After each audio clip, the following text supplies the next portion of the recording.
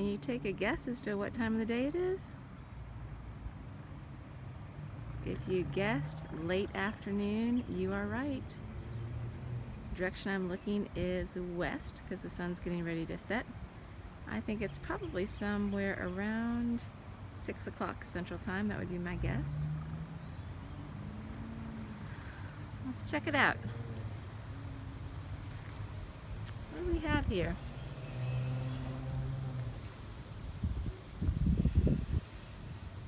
If you saw my Naturalist video 1, which was my first one ever, you heard me talk about the 5 things that a naturalist does. So I'm not going to repeat those right now.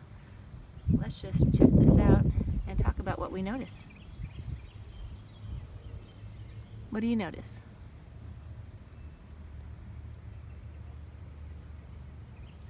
I notice some green slimy stuff right here.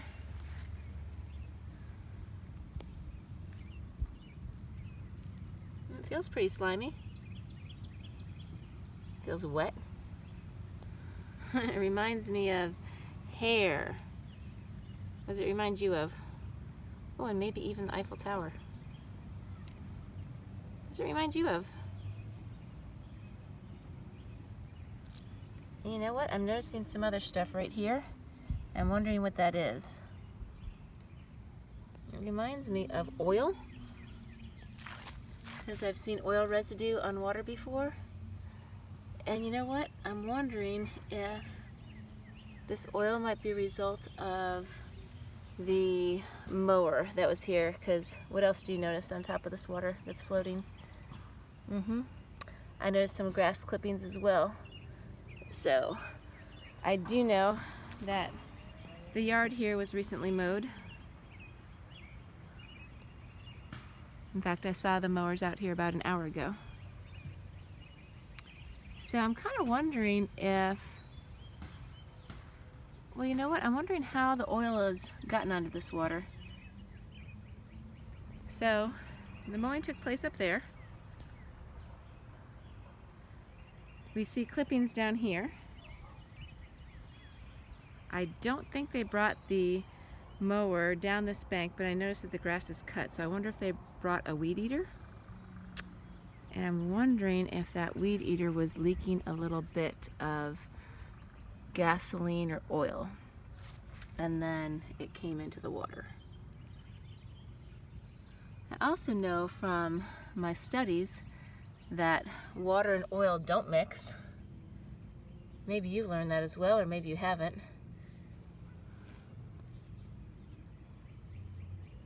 And I also know from my studies that oil or gasoline and water is not healthy for a creek or a pond or an ocean or a lake or any source of water that is a habitat for animals. So I'm wondering what I could do about this oil that is not good for this creek. I'm going to think about that for a little bit. In the meantime, let's check out what else do we have here. What else do you notice?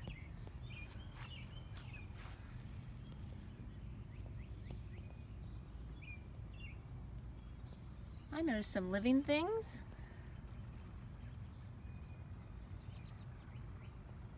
Ooh, did you see that? Something moved in the water. I'm also noticing some non-living things. So you probably know, or maybe you don't, that an environment is made up of living and non-living things. And so in this environment, what do you see that's non-living? If you said a rock, you're correct. It doesn't breathe, it doesn't need water or food or shelter. It is non-living. It means it's not living. What do you see that's living? Ooh, what about this right here? What's on the rock? Can you see it?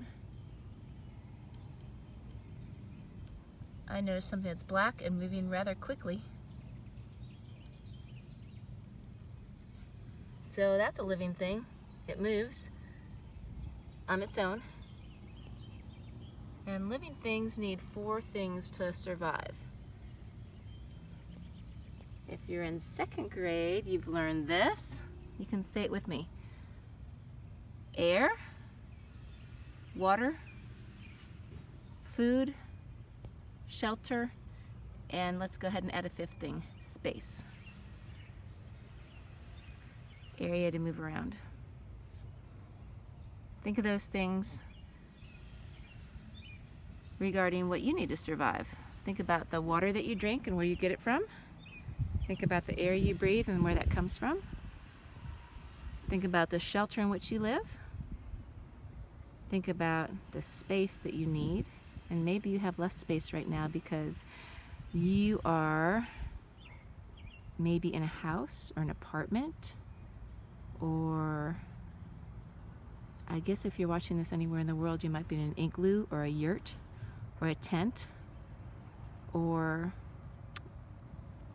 on the street under a bridge, or we could name some other shelters. And where do you get the food that you eat to survive? So right now I'm gonna just walk along this creek for a minute. Tell me what else you notice. Ooh, I noticed a hole right here. And I wonder what made that hole. And I wonder what lives there.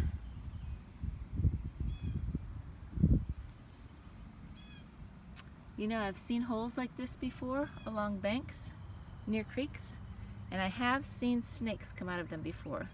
So I think it might be a snake hole. Ooh, look at this. Even bigger hole. Check that one out. I wonder what made that hole, or what lives in there. There's another big one as well. How about that one? Is that one smaller or bigger than that one?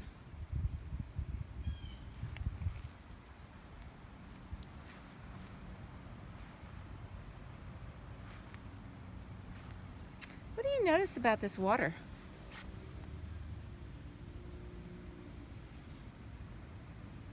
I notice that it's moving.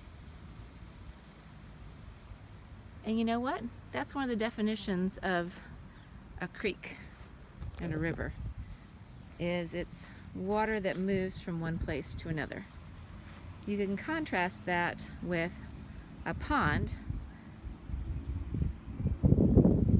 And if you remember back to what your teacher may have taught you this year, especially if you're in 2nd grade, I know because I taught 2nd grade, we know that ponds are surrounded on all sides by water, and they're smaller bodies of water than a lake, because a lake is also surrounded by sides. It's all contained.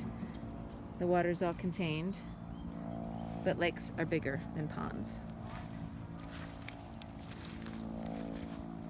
Wow, check out all these.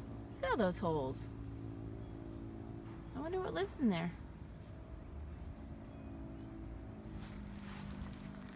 Lots of I wonders, lots of I notices.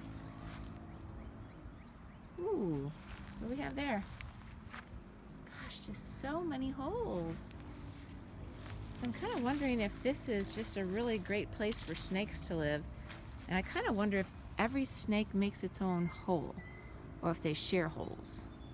I think I might go and try to do some research and read about that. You could as well. And if you don't have access to any books in your house because the libraries are closed, and you don't have any access to books from your classrooms because your schools are closed, you could probably, with permission, ask if you could use a computer, a tablet, a phone, if you have some internet access, and see if you might find some information about snakes if you're interested in snakes and what snakes live in a woodland forest, because that's the habitat that we're in right now. I mentioned that in my video yesterday, that in Nashville, Tennessee, we are part of the woodland forest biome, B-I-O-M-E. That's another great word for you to look up. And you know what? If you don't have access to books, you don't have access to internet, you might have access to a person who has a little bit more knowledge than you do, so ask them. They might know.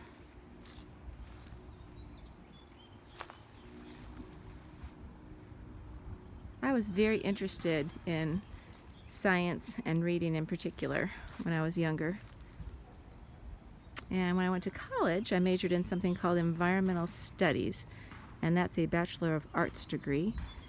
There's also something called environmental science, which is a Bachelor's of Science degree. And then after that, I wanted to become a teacher, so I went to graduate school for my master's degree in elementary education. So I'm passionate about the environment. I love plants and animals and being out in nature, learning about nature. I've spent almost 50 years learning about nature, and it all began in my backyard. So that's why I want to do these videos for you.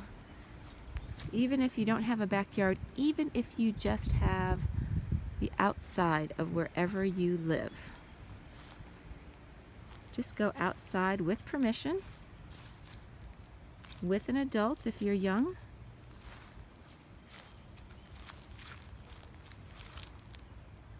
And start asking some questions. You know, make some observations. To observe means to look closely. What do you notice? Lots to notice about our natural world. Lots to wonder about. And also, what do things remind you of? There was this willow tree that was next to the creek where I lived growing up. And when I would look at the willow tree, it would remind me of long strands of hair. Like a kind of a funky hairdo. Ooh, I'm going to come right up here. I'm going to ask you what you notice. What do you hear?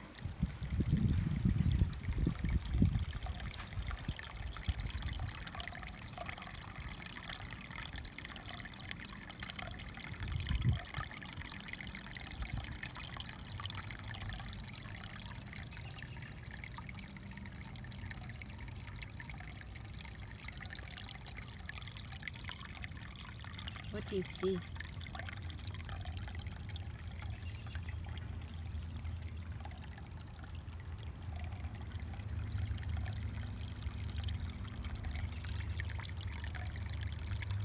I wish you could smell what I'm smelling.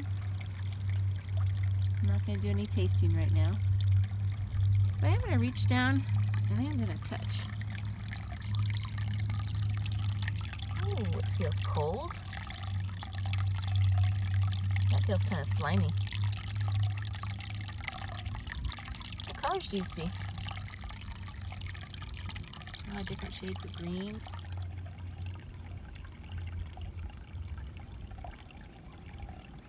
What do you think these plants need to grow?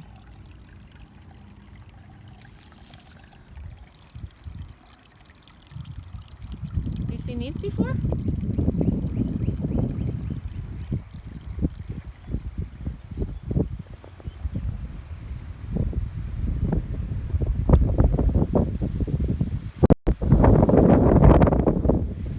I used to toss these up in the air. Have you ever done that? It's kind of hard to get it. Maybe if I have somebody else take the video next time, you can see it. I call them whirlybirds. Helicopters. Ooh, one just fell down. So you know what? I'm noticing a whole bunch of these whirlybirds on the grass right here. Check it out. Look at all of them. Where do you think they came from? What am I standing next to? It's a tree. You're right. We know it's living.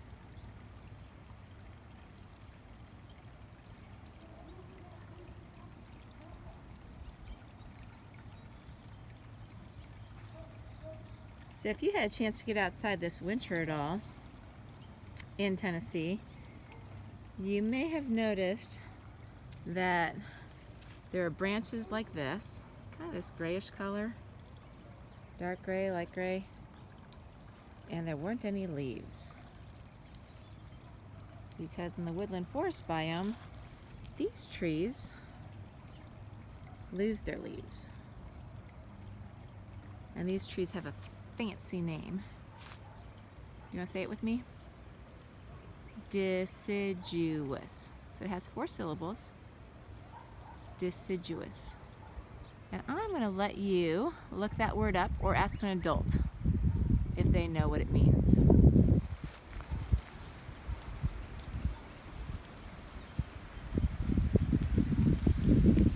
For those of you who are older and might be watching this, you may have already studied what the green stuff in these leaves are called. What's the green stuff? You're right, it's chlorophyll.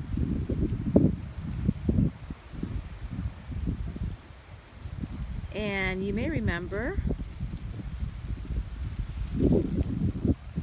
how the leaves are able to make this chlorophyll. There's a reminder of it right there. The sun. So we know that the leaves take the sunlight, and that's one component that they use to make the chlorophyll, and that process is called what? That's right, photosynthesis. So how many syllables is that? Photosynthesis. 5 syllables. Let's take it apart. What's photo? Yeah, photo has to do with light. And synthesis. If you look that word up, you know synthesize what that means. It means to bring together. So photosynthesis.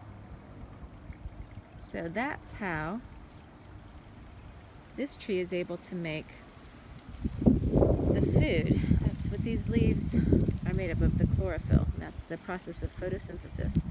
Ooh, check these out. What do you notice about these things right here? What do they remind you of? Kind of remind me of long sticks with something on the end. What color are they? Ah, different colors, kind of like a light brown. What else do you see? Yeah, kind of a reddish color. And then look at the ends. Kind of like brown tips. I've really never noticed that before. So this is the first time that I've actually looked at these things this closely. So I kind of wonder what those are. Kind of reminds me a little bit of an umbrella. How they hang down like that. I'm thinking that there might be a connection between these little thingies right here. Ooh, they're kind of soft,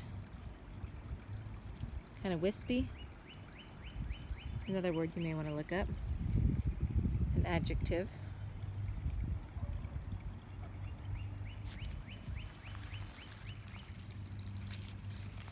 And I think I'm going to leave you with this. I think we'll return to this next time. This whirly bird, this helicopter. What does it remind you of? What do you notice?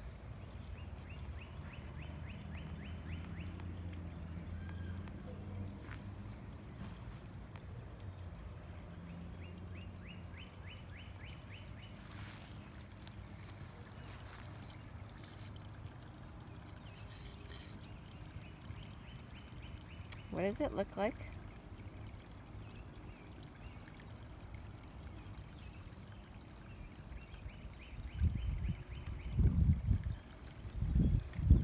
And what do you hear as the sun is starting to set?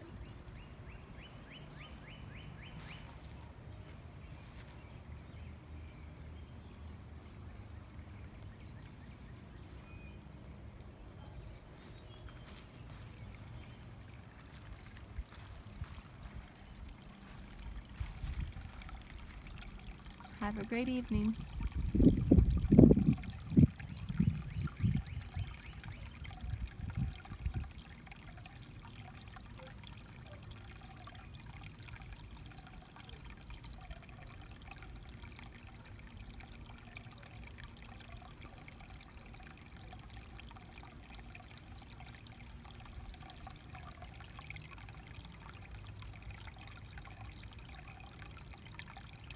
You know, I'm going to add one more word.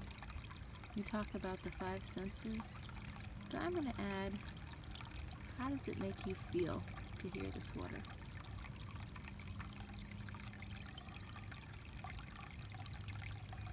Definitely makes me feel peaceful.